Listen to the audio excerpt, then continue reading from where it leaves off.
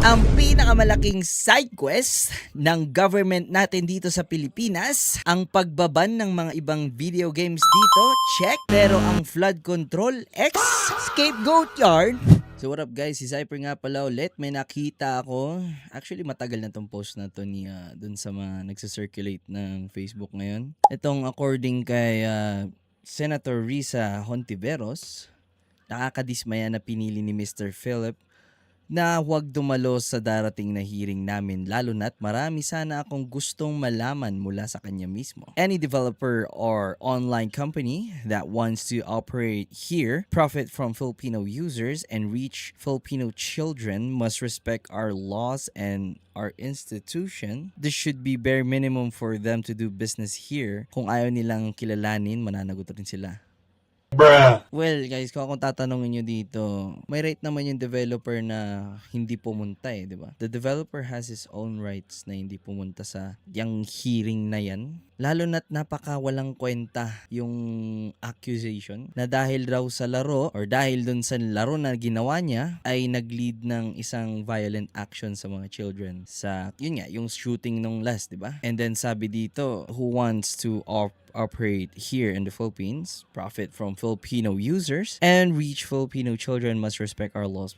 Okay, tayo ay nag-research of course para hindi tayo magmukhang tanga, di ba? So according here sa research ko is there is no specific Philippine law that holds video game developers directly liable for a player's behavior or psychological issues.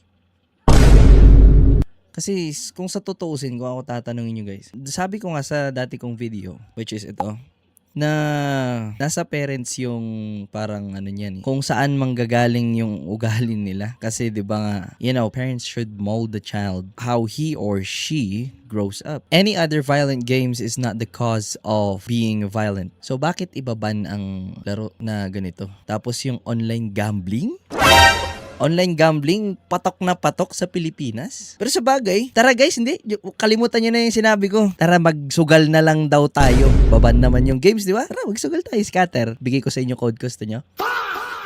Legit talk, there's no scientific proof or walang any proof or studies kahit sa Amerika na nagkokos ang violent games na maging makurap ang utak ng bata. Nasa discipline ng magulang yan. Nasa magulang lahat yan, guys. Kasi ganito lang yan, guys Kung iisipin natin mas violente pa ang palabas kaysa sa laro kung sa tutuusin mo So, kung ibaban nila yung or ititigil nila yung natin sa Pilipinas, yung laro-laro na yan dito sa Pilipinas na violent games daw, di tigil na rin nila yung mga movies na rated R, di ba? Kasi since accessible pa rin naman ng mga bata yan kahit pigilan mo kung hindi mo talaga tinututukan bilang magulang. Kasi nga total yung laro nga hindi nga natututukan, di ba? Paano pa kaya yung mga panood? Load na lang tayo ng Cocomelon.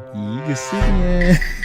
So yun na nga guys, let me know what you think. Put the comments below. Always remember, blame the parents, not the game. Peace out.